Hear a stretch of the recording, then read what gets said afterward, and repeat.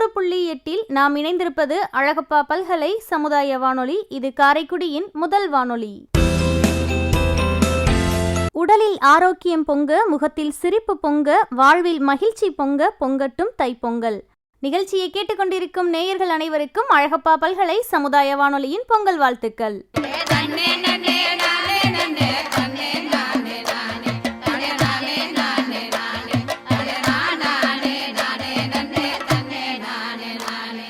கண்ணம்மாவும் காமாட்சியும் நிகழ்ச்சியை நாம் இப்போது கேட்கலாம். கண்ணம்மா, எப்படி இருக்கீங்க? புத்தாண்டு வாழ்த்துக்கள். ரொம்ப நல்லா இருக்கேன் காமாட்சி. நீங்கள் எப்படி இருக்கீங்க? உங்களுக்கும் புத்தாண்டு வாழ்த்துக்கள்.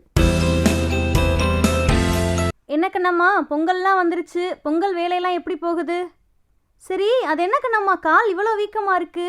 எல்லாரும் பால் பொங்குச்சா கால் வீங்குச்சான்னு தான் கேட்பாங்க. உங்களுக்கு பால் பொங்குறதுக்கு முன்னாடி கால் வீங்கிருச்சு போலையே. ஆமாம் காமாட்சி, அதை ஏன் கேட்குறீங்க?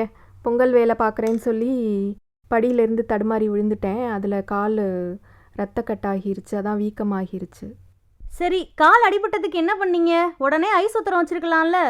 எப்போதுமே தெரிஞ்சுக்கோங்க, கால் அடிபட்டுச்சுன்னா உடனே ஐஸ் ஒத்தரம் வச்சுக்கணும். சரியாக சொன்னீங்க காமாட்சி. எனக்கும் அந்த நேரத்தில் எதுவுமே தோணலை, என்ன செய்யணும் அப்படின்னு முதலுதவி எதுவும் செய்கிறதுக்கு தோணலை. அதுக்கப்புறம் ரொம்ப வீக்கமான உடனே ஃபிசியோதெரப்பி டாக்டர் தான் ஐஸ் ஒத்தரம் கொடுக்கணும் அப்படின்னு சொன்னாங்க. நம்ம நேயர்களுக்கும் இந்த விஷயத்தை நம்ம பகிர்ந்துக்கலாம் அப்படின்னு நினைக்கிறேன். ஆமாம் கண்ணம்மா, உங்களை மாதிரி தான் ரொம்ப பொறுப்பாக வேலை பார்த்துட்டு இருப்பாங்க நம்ம ஊர் பெண்கள் எல்லாம். அவங்களுக்கும் இது ஒரு விழிப்புணர்வாக இருக்கட்டும். இப்போ வீட்டில் ஐஸ் பேக் அப்படி இல்லை ஐஸ் ஊற்றி வைக்கலைன்னா கூட, ஃப்ரீசரில் வைக்கலைன்னா கூட, ஒரு பால் பாக்கெட்டோ இல்லை என்ன குளிர்ச்சியாக இருக்கோ அதை உடனடியாக எடுத்து ஒத்தரமாக கொடுத்துடணும் அப்படின்னு டாக்டர் அறிவுறுத்தினார். ஸோ இதை கேட்டுக்கிட்டு இருக்க நேயர்கள் எல்லாருமே ஏதாவது காயம், இரத்த காயம் இல்லாமல் அடிபட்டு இருந்ததுன்னா உடனடியாக இந்த ஐஸ் ஒத்தரத்தை கொடுங்க அப்படின்னு கேட்டுக்கிறோம். சரி கண்ணம்மா, நம்ம 2 பேரும் சேர்ந்தாலே ஏதாவது ஒரு விழிப்புணர்வை மக்களுக்கு கொடுத்துட்டே தான் இருப்போம். பொங்கல் வேற வரப்போகுது. பொங்கல் பற்றி நம்ம பேசலாமா? ஏன்னா நம்ம பாரம்பரியமும் கலாச்சாரமும் இன்ன வரைக்கும் நம்ம மறக்காமல் இருக்கிறோன்னா அது பொங்கல் பண்டிகை தான் முக்கியமான காரணம். அதை பற்றி நம்ம மக்கள்கிட்ட கொஞ்சம் நிறையா பேசலாமே. கண்டிப்பாக காமாட்சி.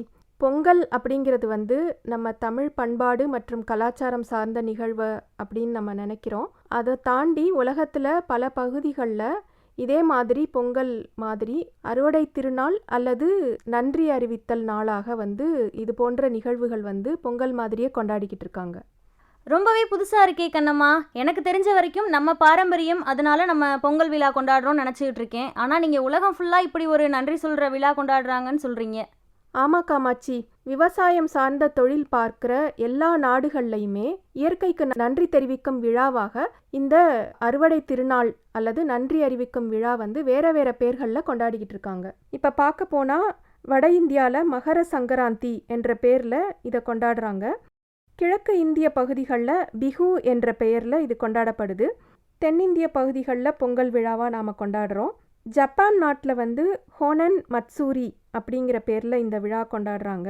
கிரீஸ் நாட்டில் பிளெஸ்ஸிங் ஆஃப் த சீ என்ற பெயரில் அறுவடை நாள் விழாவை கொண்டாடுறாங்க. அர்ஜென்டினாவில் மெண்டோசா அப்படிங்கிற பகுதியில் வெண்டிமியா என்ற பெயரில் திராட்சை அறுவடை திருவிழாவாக கொண்டாடுறாங்க. இன்னும் சொல்லப்போனால் தென்கொரியா நாட்டில் ஒரு சவுசியோக் அப்படிங்கிற பேரில் இந்த அறுவடை திருநாள் அல்லது நன்றி அறிவித்தல் விழாவை கொண்டாடுறாங்க. சைனா, சிங்கப்பூர் மற்றும் தென் ஆசிய நாடுகளில் மூன் ஃபெஸ்டிவல் அப்படிங்கிற பேரில் இந்த பொங்கல் விழா மாதிரியான அறுவடை நாள் விழாவை கொண்டாடுறாங்க. அடேயப்பா, லிஸ்ட்டு பெருசால போயிட்டுருக்கு கண்ணம்மா. நான் நினச்சதெல்லாம் நம்ம ஊரில் பொங்கல் மட்டும் தான் இருக்கும்னு நினச்சேன்.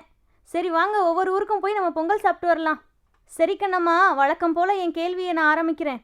இந்த விழாவெல்லாம் எப்படி ஆரம்பிச்சிச்சு? இதுக்கான மூல காரணம் என்னன்னு நினைக்கிறீங்க நீங்கள்? சொல்கிறேன் காமாட்சி.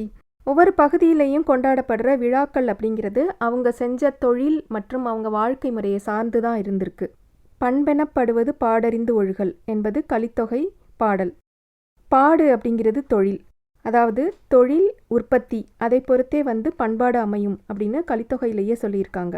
மேல் கட்டுமானத்தில் உள்ள பண்பாடு என்பது அடிக்கட்டுமானமான உற்பத்தியை பொறுத்தே அமையும் என்பது மார்க்சியம்.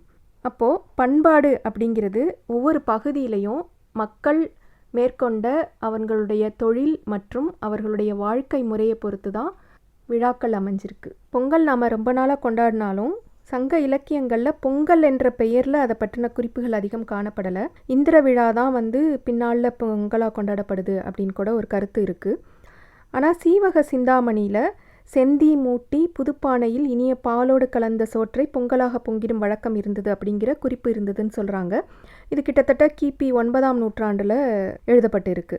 பொதுவாக நம்ம பொங்கல்னாலே யோசிக்கிறது என்னன்னா நமக்கு ஒரு வாரம் லீவ் கிடைக்கிறது அப்படின்னு தான் நம்ம யோசிப்போம். ஆனால் அந்த பொங்கல் வந்து ஒரு பெரிய பண்டிகை. ஏன்னா ஒரு வாரம் நடக்குது. முதல்ல வந்து போகி பண்டிகையாகட்டும், அடுத்து வீட்டு பொங்கல், மாட்டு பொங்கல், காணும் பொங்கல், இந்த மாதிரி ஒவ்வொரு பொங்கலுமே ஒவ்வொரு விதமான வித்தியாசமான விழாக்களை நமக்கு தருது. ஆமாம் காமாட்சி, இப்போ போகி எடுத்துக்கிட்டிங்க அப்படின்னா பழையன கழிதலும் புதியன புகுதலும் அப்படிங்கிற ஒரு சிறப்பான ஒரு செய்தியை நமக்கு வந்து சொல்லுது. கண்ணம்மா, போகினா இந்த பழைய பொருள் எல்லாம் வீட்டில் இருக்கிறத கொண்டு போய் வீதியில் போட்டு எரிக்கிறது தானே? என்னைக்கு இந்த போகி கொண்டாடுறோம்? உங்களுக்கு தான் தெரியுமே, பனியும் பக்தியும் பொழியும் மாதமான மார்கழியோட கடைசி நாள் தான் வந்து போகியாக கொண்டாடுறோம். இதோட வரலாறு பார்க்க போனீங்கன்னா இந்திரனுக்கு இன்னொரு பெயர் வந்து போகி அப்படின்னு சொல்கிறாங்க. உழவுக்கு முதற் துணை ஆதவன், அதாவது சூரியன். உடன் துணை மழைக்கடவுளான வருணன். வருணனுக்கு அரசன் இந்திரன். அப்போது அந்த இந்திரனை வணங்கி இந்த போகி கொண்டாடியிருக்காங்க அப்படின்னு செய்திகள் காணப்படுது. வீட்டை சுத்தம் பண்ணிவிட்டு தேவையற்ற பொருட்களான பழைய பொருட்களெல்லாம் வந்து நெருப்பில் போட்டு எரிக்கிறதா இருந்தது. அதோடு சேர்த்து நம்மளுடைய துன்பம், துயரம், தேவையற்ற எண்ணங்கள் இது எல்லாத்தையும் போக்கி பொங்கலை கொண்டாடுறதுக்கான விழாவாக இந்த போகி இருந்துச்சு அப்படின்னு நம்ம சொல்லலாம். ஆனால் இதுலேயும் நம்ம பார்க்க வேண்டியது என்னென்னா, இப்போ நெருப்பில் போட்டு எரிக்கணும் அப்படிங்கிற சடங்குக்காக இப்போ இருக்கிறவங்கெல்லாம் என்ன பண்ணுறாங்கன்னா, பிளாஸ்டிக் பொருட்கள், டயர், அதுவும் பெரும்பாலான நகர பகுதிகளில் பார்த்திங்கன்னா டயரை போட்டு எரிக்கிற பழக்கம் வந்து ரொம்ப இருக்குது. இது கண்டிப்பாக சுற்றுச்சூழலுக்கு பாதிப்பை ஏற்படுத்துது. எந்த ஒரு விழாவாக இருந்தாலும் அதில் கொண்டாட்டம் முக்கியம்தான். ஆனால் அது வந்து மற்றவங்களுக்கு பாதிப்பையோ அல்லது சுற்றுச்சூழலுக்கு பாதிப்பையோ ஏற்படுத்தக்கூடாது அப்படிங்கிறதுல நம்ம வந்து தெளிவாக இருக்கணும். நீங்கள் சுற்றுச்சூழல் பாதிப்புன்னு சொன்னோன்னே எனக்கு ஞாபகம் வர்றது என்னன்னா கண்ணம்மா, இன்றைக்கி இருக்கிற கொரோனா காலகட்டம். ஏன்னா இன்றைக்கி நம்ம எல்லாருமே முகக்கவசம், கையுறைகள் எல்லாம் பயன்படுத்துகிறோம். இதை வந்து நம்ம பயன்படுத்தி முடிச்சுட்டு அப்படியே தெருக்கல்ல போடக்கூடிய சூழ்நிலை கூட நமக்கு ஏற்படுது. ஸோ இதை நம்ம முடிஞ்ச வரைக்கும் என்ன பண்ணணும்னா வந்துட்டு பாதுகாப்பான ஒரு பைகளில் வந்து மூடி அந்த குப்பைகளை வந்து குப்பை தொட்டியில் போடணும். இப்போ நீங்கள்லாம் பொங்கல் அப்படின்னா அதுக்கான ஆயத்தங்கள் என்ன செய்வீங்க காமாட்சி? பொதுவாக பொங்கலுக்கு முன்னாடி ஒரு வாரத்துக்கு முன்னாடியிலேருந்தே நம்ம வீட்டெல்லாம் சுத்தம் பண்ண ஆரம்பிச்சிருவோம். அதுக்கப்புறம் பார்த்திங்கன்னா நம்ம படுக்கக்கூடிய தலையணை, அதுக்கப்புறம் அந்த போர்வை இதெல்லாமே அலசி போடுறது, அப்புறம் பாத்திரங்கள் எல்லாத்தையுமே சாக்கில் இருக்கிற பாத்திரங்கள் எல்லாத்தையுமே எடுத்து கழுவுறது, இந்த மாதிரியான வேலைகள்லாம் ஒரு வாரமாகவே நடக்கும். அதுக்கப்புறம் வந்துட்டு நாங்கள்லாம் வந்து கிராமமும் இல்லை, ரொம்ப பெரிய நகரமும் இல்லை. எங்களுக்கு தெரிஞ்ச வரைக்கும் ஒரு கேஸ் அடுப்பை பற்ற வச்சு அன்றைக்கி சாயங்காலமோ இல்லை காலையிலையோ ஒரு குலவை போட்டு பொங்கல் வைப்போம் கண்ணம்மா. அது சரி கண்ணம்மா, நான் கூட நகரம், நீங்கள் கிராமம், எப்படி வைப்பீங்க? ரொம்பவே பாரம்பரியமாக இருக்குன்னு நினைக்கிறேன். அதை பற்றி கொஞ்சம் சொல்கிறீங்களா? இப்போ நான் இருக்கிறது காரைக்குடி தான் அப்படின்னாலும் எங்களுடைய கிராமத்தில் நாங்கள் சின்ன வயசில் கொண்டாடின பொங்கல் வந்து ரொம்ப சிறப்பாக இருந்தது காமாட்சி. நாங்கள் 1 மாதம் முன்னாடியே வீடு சுத்தம் பண்ண ஆரம்பிச்சிருவோம். அங்கே வீடு வந்து வளவு, முற்றம் இதெல்லாம் வச்சு அதிகமான அறைகள் கொண்ட ரொம்ப பெரிய வீடாக இருக்கும். மாட்டுக்கொட்டகை அது எல்லாமே சுத்தம் பண்ணணும். அடுப்படி தனியாக இருக்கும், வீடு தனியாக இருக்கும், மாட்டுக்கொட்டகை வேறு இருக்கும். இது எல்லாமே சுத்தம் பண்ணணும் அப்படிங்கிறதுனால 1 மாதம் முன்னாடியே நாங்கள் பொங்கலுக்கான வேலைகளை ஆயத்தம் பணிகளை செய்ய ஆரம்பிச்சிருவோம். மாடியிலேருந்து ஆரம்பித்து எல்லா அறைகளுடைய கதவுகள், ஜன்னல்கள் எல்லாத்தையுமே தொடச்சி சுத்தம் பண்ணி அப்புறம் சுண்ணாம்பு அடிப்பாங்க. இந்த சுண்ணாம்பு அடிக்கிற பழக்கம் பார்த்திங்கன்னா மெசபடோமிய நாகரிகத்திலேருந்தே இருந்திருக்கு அப்படின்னு தொல்பொருள் ஆய்வாளர்கள் கண்டுபிடிச்சிருக்காங்க. அது ஒரு கிருமி நாசினியாகவும் செயல்படுறதுனால வீட்டுக்கு சுண்ணாம்பு அடிக்கிறது வருஷத்துக்கு ஒரு முறை வந்து இந்த பொங்கலை முன்னிட்டு செய்கிறத வழக்கமாக நம்ம முன்னோர்கள் கொண்டு இருந்திருக்காங்க. உலகத்தோட பல பகுதிகள்லையும் வீடுகளுக்கு இந்த சுண்ணாம்பு அடிக்கிற முறை இருந்திருக்கு காமாட்சி. இப்போ இந்த சுத்தம் பண்ணி முடித்ததுக்கு பிறகு மாக்கோலம் போடுவோம். அரிசி மாவை, பச்சரிசியை ஊற வச்சு அரைச்சி அந்த வளவு முழுக்கவும் படிகள் முழுக்க எல்லா இடத்துலையுமே மாக்கோலம் போடுவோம். இந்த மாட்டுப்பொங்கல் வைக்கக்கூடிய மாட்டுக்கொட்டகை அந்த பகுதிகளில் சாணி மெழுகி அது மேலேயும் நாங்கள் மாக்கோலம் போடுவோம். இது வந்து ஒரு 3 நாளைக்கு முன்னாடியே ஆரம்பிச்சிருவோம். அப்போ தான் வந்து பொங்கல் அன்னைக்கு முடிக்க முடியும். அப்புறம் சந்தையிலேருந்து புது பானை வாங்கிட்டு வருவாங்க. அந்த மண் பானையிலையும் அடுப்புலையும் எல்லாத்துலேயுமே மாக்கோலமிட்டு அதை அம்மா வந்து காய வச்சு வைப்பாங்க. இதுதான் பொங்கலுக்கு முன்னாடியான ஆயத்தங்கள். இப்போ பொங்கல் அப்படிங்கிறது வந்து எல்லா பகுதிகள்லையுமே அந்த வருஷம் விளைஞ்ச புது நெல்லுலேருந்து குத்துன அரிசியிலேருந்து தான் பொங்கல் வைக்கிற பழக்கம் இருந்திருக்கு. பொங்கல் அப்படிங்கிறதுக்கு பொங்குதல் நொதித்தல், செழித்தல் அப்படிங்கிற பேரும் இருந்திருக்கு. அதனால தான் வந்து எல்லாரும் செழிப்பாக இருக்கணும், இந்த உலகம் செழிக்கணும் அப்படிங்கிறதுக்கான வார்த்தையாகவும் பொங்கல்ங்கிறது பயன்பட்டிருக்கு. பொங்குற அடுப்பில் வச்சு பால் பொங்கல் பொங்குறதையும் குறிக்கிறதா இருந்திருக்குது இது. இப்போ இந்த பொங்கல் வைக்கிற முறையை பார்த்தீங்கன்னா, இதை ஒரு இனக்குழுவாக இருந்து கொண்டாடியிருக்காங்க அப்படிங்கிறது தெரியும். நம்ம வீட்டு பொங்கல்னு இப்போ தான் வீடுகளில் அவங்கவுங்க பொங்கல் வச்சு கொண்டாடுறோம். ஆனால் நீங்கள் பழங்காலத்தில் பார்த்தீங்கன்னா எல்லாரும் கூடி இருந்து ஒரு குலதெய்வமோ ஏதோ ஒரு இடத்துல போய் ஒரு குழுவாக இருந்து இதை கொண்டாடி இருக்கிறதுக்கான சான்றுகள் இருக்குது. அந்த முறையிலேருந்தே நமக்கு தெரியும். ஏன்னா இப்போ இந்த பொங்கல்ங்கிறத வந்து வீட்டில் இருந்து சமைக்கிற மாதிரி கிடையாது. அதுக்கு குழம்பு, காய் அந்த மாதிரியான இதெல்லாம் கிடையாது. அந்த இடத்துல கிடைக்கிற பொருள்களை வச்சு பண்ணணும் அப்படிங்கிறதுனால தான் மொத்தமாக அரிசியை பொங்கி வடிக்கிறதுக்கு அந்த மாதிரி பாத்திரங்கள் அதிகம் செலவாகாத முறையில் வந்து இந்த பொங்கலை வைக்கிறத நீங்கள் கவனித்து பார்த்தீங்கன்னா தெரியும். அப்போ ஒரு பானையில் அப்படியே அரிசியையும் அதிலே கொஞ்சம் வெல்லம் அது இருந்தால் நமக்கு வந்து தொட்டுக்கிறதுக்கெலாம் எதுவும் தேவை இருக்காது பார்த்தீங்களா. அதனால் வந்து அந்த பொங்கலில் வந்து அரிசியோடு சேர்த்தே இனிப்பையும் சேர்த்துட்டா அந்த இடத்துல அவங்க சாப்பிட்றதுக்கு வந்து எளிதாக இருக்கும் அப்படிங்கிறது. சில இடங்களில் காய்கறி எல்லாம் போட்டு ஒரு குழம்பு வைப்பாங்க. அதுவும் நம்ம செய்கிற மாதிரி இப்போ மாதிரி எண்ணெய் ஊற்றி கடுகு போட்டு தாளிச்செல்லாம் செய்ய மாட்டோம். எல்லா காய்கறிகளும் அங்கே என்ன விளையுமோ அது மாதிரி கொடி காய்கறி வகைகள், அவரை, மொச்சை, பரங்கி, பூசணி இது மாதிரி தோட்டத்தில் விளைஞ்ச காய்கறிகள் எல்லாத்தையும் மொத்தமாக போட்டு பச்சை மிளகா, தக்காளி, வெங்காயம் எல்லாத்தையும் மொத்தமாக அதில் போட்டுருவாங்க. போட்டு கொதிக்க வச்சு அந்த பொங்கலுக்கு வந்து தொட்டுக்கிறதுக்கு அதை பயன்படுத்துவாங்க. ஸோ இந்த முறைகளெல்லாம் பார்க்கும்போது என்னென்னா, இது ஒரு இடத்துல எல்லாரும் கூடி இருந்து அங்கே கிடைக்கிற பொருள்களை வச்சு தயாரித்து சாப்பிட்டு ஒரு கூட்டாஞ்சோறு மாதிரியாக வந்து தான் இதை கொண்டாடியிருக்காங்க அப்படிங்கிறது தெரியுது. இதே மாதிரி நாங்கள் காலேஜ்லாம் படிக்கும்போது கூட பொங்கல்லாம் கொண்டாடியிருக்கோம் கண்ணம்மா. இப்போ நீங்கள் பொங்கல்னு சொல்லும்போது இதுக்கு நிறைய கதைகள்லாம் சொன்னீங்கல்ல, எனக்கு பிரியாணியை பற்றின ஒரு கதை ஞாபகம் வந்துச்சு. அரேபியா நாட்டில் என்ன பண்ணுவாங்கன்னா, போருக்கு போகும்போது ஆடுகளோட முதுகில் வந்துட்டு அரிசி அதுக்கப்புறம் நிறைய ஜாமான்கள்லாம் கட்டி கொண்டு போவாங்களாம். அப்போ அவங்க ஒவ்வொரு இடத்துலையும் தங்கும்போது என்ன பண்ணுவாங்கன்னா, ஒவ்வொரு ஆட்டையுமே அங்கே அறுத்து அதோட கொண்டு போகிற அரிசியையும் வேக வச்சு பிரியாணியாக செஞ்சு சாப்பிடுவாங்களாம். அதுதான் இன்னைக்கு நம்ம காலப்போக்கில் ஒரு பெரிய ஒரு மாடர்ன் ஃபுட்டாக ஆயிடுச்சு. சிறப்பாக சொன்னீங்க காமாட்சி. நம்மளுடைய உணவு பழக்க முறை அப்படிங்கிறது வந்து அவங்களுடைய நாகரிகம், அவங்க எப்படி வாழ்ந்திருக்காங்க அப்படிங்கிற வாழ்க்கை முறையை பொறுத்தே அமைஞ்சிருக்கு.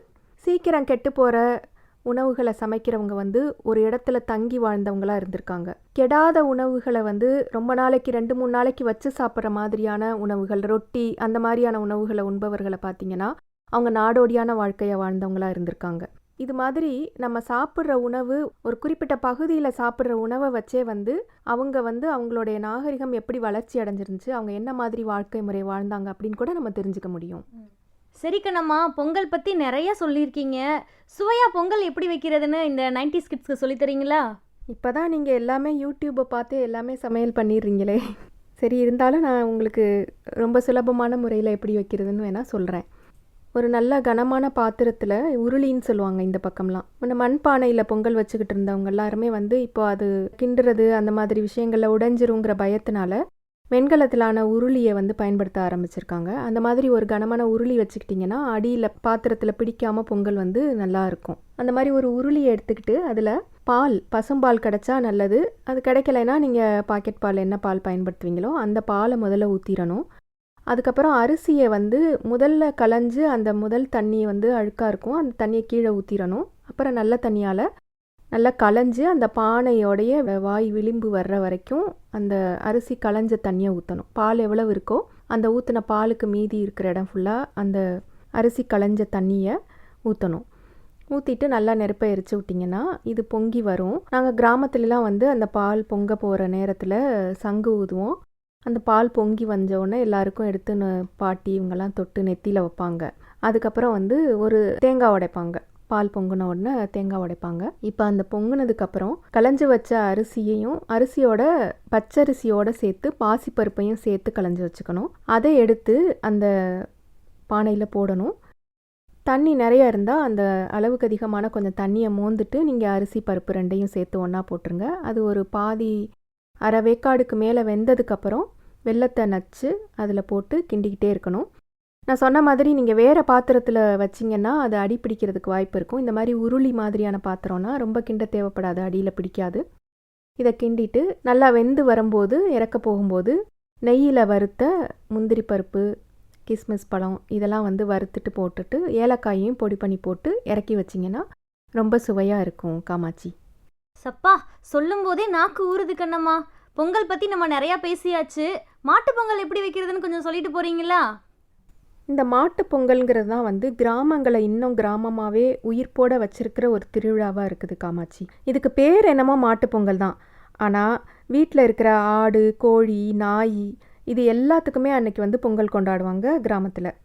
அப்போல்லாம் பார்த்திங்கன்னா கிராமத்தில் விவசாயம் செய்யாதவங்க கூட நம்ம பார்த்துடலாம். ஆனால் வீட்டில் ஆடு, மாடு, கோழி இதெல்லாம் வளர்க்காதவங்கள நம்ம பார்க்கவே முடியாது. ஒரு வாரம் முன்னாடியே இந்த மாட்டு பொங்கலுக்கு தயாராகிடுவாங்க. மாடுகளோட கொம்புகளை இழைச்சி மெருகேற்றி அதுக்கு வண்ணம் தீட்டுவாங்க. அதுகளுக்கு கழுத்தில் இருக்க கயிறு, மூக்கணாங்கயிறு இதெல்லாம் வந்து மாற்றி புது கயிறு போடுவாங்க. நாங்கள்லாம் எங்கள் தாத்தாவோடு சேர்ந்து காலையிலேயே எந்திரிச்சு மாட்டு பொங்கல் அன்னைக்கு மாடுகளை ஓட்டிக்கிட்டு குளத்துக்கு போவோம். குளம், கண்மாய் இதுக்கு போய் குளிப்பாட்டுறதுக்காக போவாங்க. நாங்கள்லாம் கண்ணுக்குட்டியை பிடிச்சிக்கிட்டு போவோம். எங்கள் தாத்தா வந்து மாடெல்லாம் ஓட்டிக்கிட்டு வருவாங்க. அதை கொண்டு போய் குளத்துல நல்லா குளிப்பாட்டிட்டு அதுக்கு குங்குமம் எல்லாம் வச்சு அதை அலங்கரிப்போம். கழுத்தில் கரும்புலாம் வெட்டி அதை ஒரு மாலை மாதிரி கட்டி போடுவோம். இன்னும் நாங்கள் சொல்லப்போனால் நாங்கள் வளர்க்குற நாய்க்குட்டிக்கு கூட நாங்கள் வந்து அதையும் குளிப்பாட்டி அதுக்கு குங்குமம்லாம் வச்சு அதுக்கு கரும்பு எல்லாம் போட்டு துண்டெல்லாம் போடுவோம். இது காளை மாடாக இருந்தால் அது கழுத்தில் வந்து பட்டு துணி இதெல்லாம் கட்டி விடுவாங்க. அவங்கவுங்க வசதிக்கு தகுந்த மாதிரி சாதாரண துணியிலேருந்து பட்டு துண்டு வரைக்கும் கட்டி அதை வந்து அலங்கரித்து வச்சுக்குவாங்க.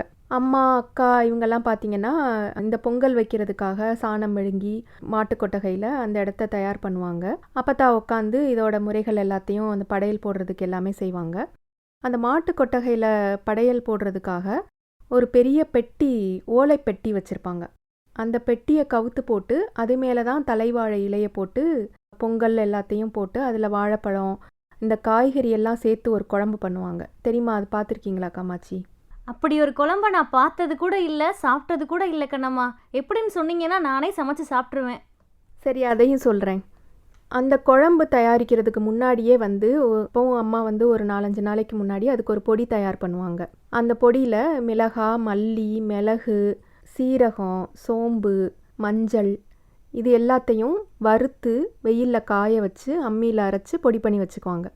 இந்த பொடியை வச்சுக்கிட்டு இப்போ பொங்கல் அன்னைக்கு ஒரு அடுப்பில் பொங்கல் வச்சுட்டு இன்னொரு அடுப்பில் வந்து இந்த காய்கறி குழம்புக்கு நம்மளுடைய அந்த காய்கறிகள் எல்லாமே வந்து நம்ம வீடுகளில் நம்ம பக்கம் விளையிற காயாக தான் இருக்கும். பார்த்திங்கன்னா சக்கரவள்ளி கிழங்கு, கருணக்கிழங்கு, வள்ளிக்கிழங்குன்னு ஒரு கிழங்கு இருக்குது. அந்த கிழங்கை வந்து அந்த நெருப்பில் பொங்கல் வைக்கிற நெருப்புலையே சுட்டுட்டு அந்த கிழங்கை வந்து அந்த குழம்புல சேர்ப்பாங்க. ஏன்னா இல்லைன்னா அது அரிக்கும்.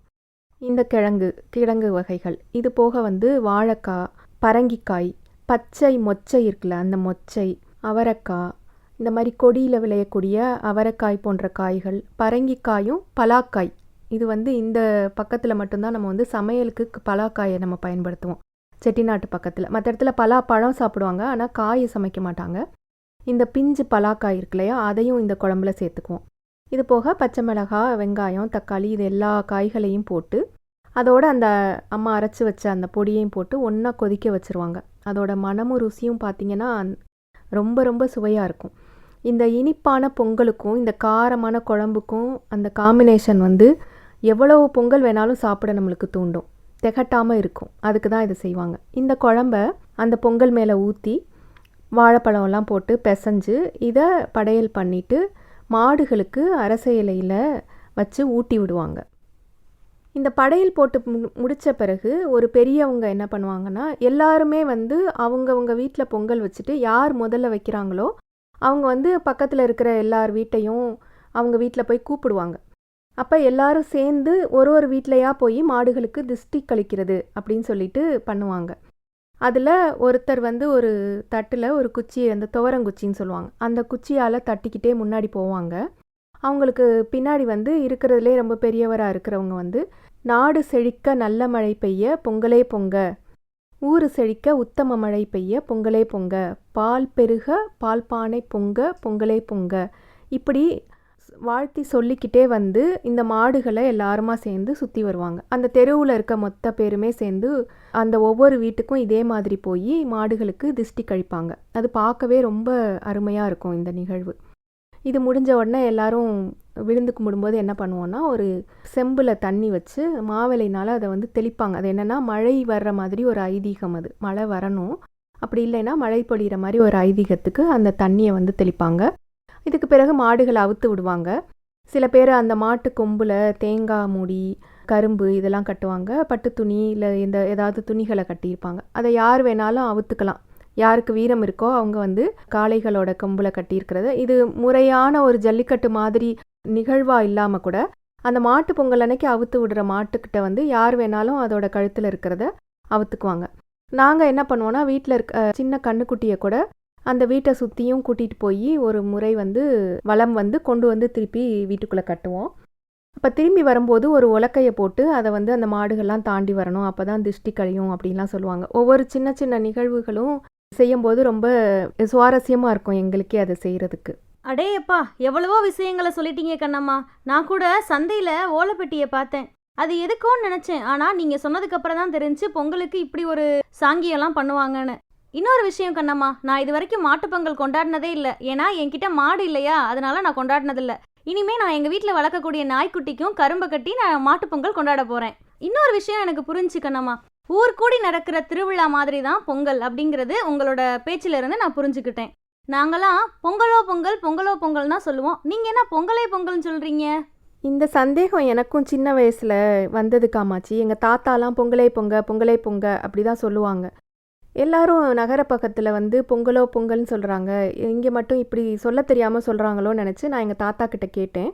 அவங்க தான் சொன்னாங்க, பொங்கலே பொங்க அப்படின்னு ஒரு பேச்சு வழக்கில் நாங்கள் சொன்னாலும் பொங்கலே பொங்குக அப்படின்றது தான் வந்து வழக்கம் அப்படின்னு சொன்னாங்க. இதுதான் வந்து சிறப்பான தமிழ் அப்படிங்கிறத நான் தெரிஞ்சுக்கிட்டேன்.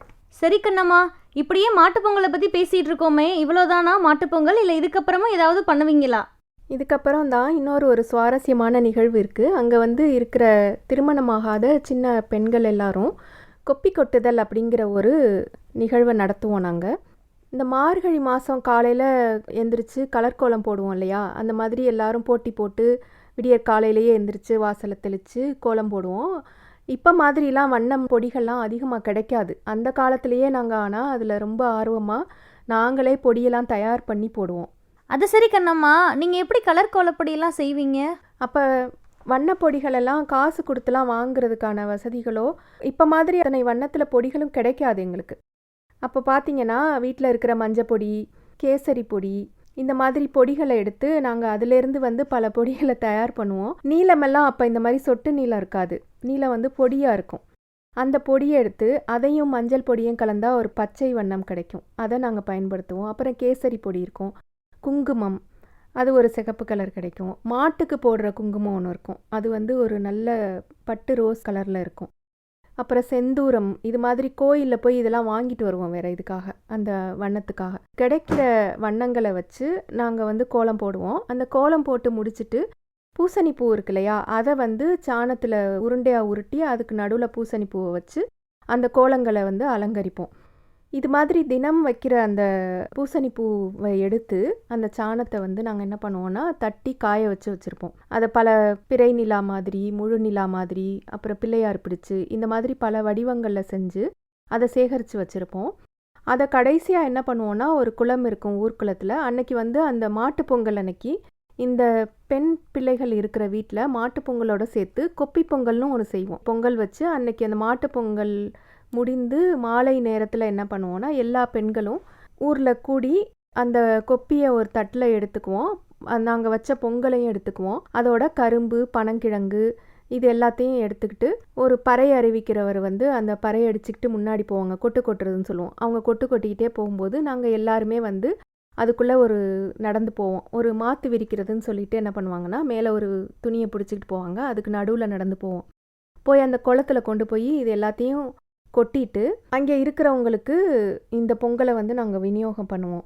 அந்த பொங்கலை வாங்குறதுக்காக காத்திருக்கிறவங்களுக்கு அந்த பொங்கல், கரும்பு, பனங்கிழங்கு எல்லாத்தையும் கொடுத்துட்டு எல்லாரும் அந்த குளத்தில் இருக்க தண்ணியை மோந்து ஒருத்தர் மேலே ஒருத்தர் வீசி விளையாடுவோம். விளையாடிட்டு அப்படியே கோயிலில் போய் சாமி கும்பிட்டுட்டு திரும்பி வருவோம். இதுதான் வந்து கொப்பி கொட்டுறது அப்படிங்கிறது. இதுக்காக நாங்கள் வருஷம் முழுக்க காத்திருப்போம். ஏன்னா நாங்கள் வெளியில் போகிறதுக்கான வாய்ப்புகள் ரொம்ப கம்மியாக இருக்கும். எல்லா பெண்களும் ஒரு இடத்துல கூடி விளையாடுறது அப்படிங்கிறது வாய்ப்பும் அப்போ வந்து கிராமங்களில் ரொம்ப கம்மியாக இருக்கும். அதனால இந்த நாளை வந்து நாங்கள் ரொம்ப எதிர்பார்த்து காத்துக்கிட்டு இருப்போம். சாணத்தில் பிடிச்ச உருண்டைகளை வந்து கொண்டு போய் குளத்துல போடுறது ஒரு உரமாக பயன்பட்டிருக்கும் அப்படிங்கிறது என்னோட எண்ணம். ரொம்பவே ஒரு புதுமையான விஷயத்த கேள்விப்பட்டிருக்கேன் கண்ணம்மா. குப்பை கொட்டுதல் அப்படின்னா என்னன்னு எனக்கு முழுமையாக புரிஞ்சிருச்சு.